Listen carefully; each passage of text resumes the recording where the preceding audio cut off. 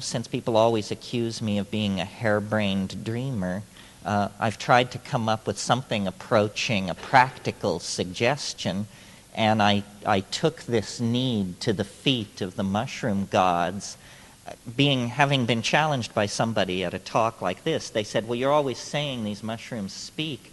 Why don't you ask them how to save the world? And I thought this was kind of disingenuous, but the next time I had the telephone to hyperspace in my hot hand, I did make the inquiry. And the suggestion which came back, I think, is at least food for thought. The suggestion was, you want to save the world? You want to overcome male dominance, the momentum of consumerism, so forth and so on. Every woman should bear only one natural child. This is an interesting idea, whether you take it seriously as program or not. If every woman were to commit herself to bearing only one natural child, the population of the earth would fall by 50% in 40 years without war or famine or epidemic disease. If this program were continued for another 40 years, the population would fall by half again. This means in 80 years, the population of the planet could be reduced 75%. Why have we not heard anything about this, even for it to be denounced? I'm not saying it has to be embraced, but why isn't it a tiny fanatical minority advocating this? I think it's because it's inconceivable in this society to try and practice capitalism in a situation of retreating demographics. A woman in Bangladesh, well, let's put it this way, a woman on the Upper East Side who has a child, that child will have 1,000 times greater negative impact on the resources of the earth than a woman born to a child in Bangladesh. Where do we preach population control? Bangladesh, of course. If you were to go to Bangladesh and meet a woman who told you that her life's ambition was to have 1,000 children, you'd think you were confronting a social criminal of some sort, some kind of complete sociopath. But in fact, a woman in Beverly Hills or on the Upper East Side who decides to have one child is in that category. Now, interestingly, if we want to change the world, then we need to reach those women. And interestingly, they are the women that one would be most likely to reach. They're college educated, they're socially concerned, they're aware of the concept of political correctness, so forth and so on. They should be easy to convince. And you don't have to have 100% conviction. If you get 15% compliance, there would probably be an immediate easing on the pressure on resources, and so forth and so on. Another interesting thing about this possibility is that it requires remarkably little input from men.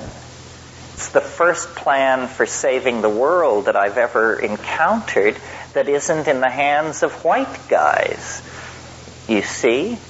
Now, people object to this by saying that you don't understand. Numbers are power. A political power base is defined by numbers. But this can't be true. If that were true, China would be the most powerful nation in the world, with India second. So that isn't it.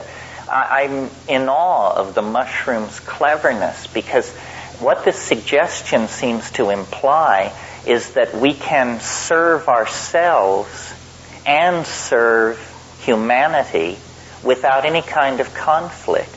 Because one could go to this hypothetical woman on the Upper East Side and say, how would you like to have a vastly expanded disposable income and a tremendously larger amount of leisure time and authentic status as a political hero at the forefront of the battle to save the planet. For crying out loud.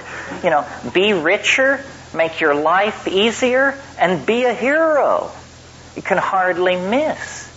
Now, why are we not hearing about this from any quarter of society? Because I think most people think, actually, that there are no solutions. They think we're just going to run this baby right over the edge of the cliff and that'll be the end of it. Well, when you point out that something as simple, as voluntary, as limiting your reproductive replacement to one child would chop the population of the earth in half in 50 years, people are stunned. You know, they never thought of that.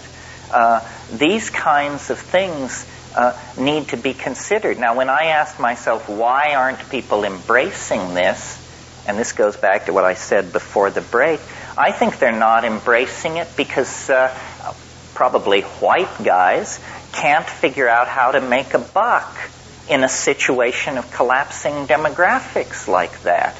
Capitalism views us all as consumers. And it wants more consumers. The more consumers there are, the scarcer stuff will be. The scarcer stuff is, the more you can charge for it.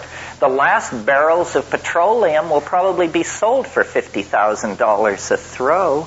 Well, then if you really want to do something, no political act you would ever commit yourself to would have the positive consequences for suffering humanity that deciding to limit your reproductive ability would have. The thing I like about this suggestion from the mushroom is that it's non-coercive. We can think of many plans to save the world if they would just give us absolute power to order everybody around. But here's a plan where men really recede into the background. Now, women have always, within the context of modern feminism, have lamented their powerlessness to do anything about the male-dominated world. Here's something that they could do that would place them at the cutting edge of the reshaping of planetary civilization. And they don't have to get permission from anybody. So, what about it?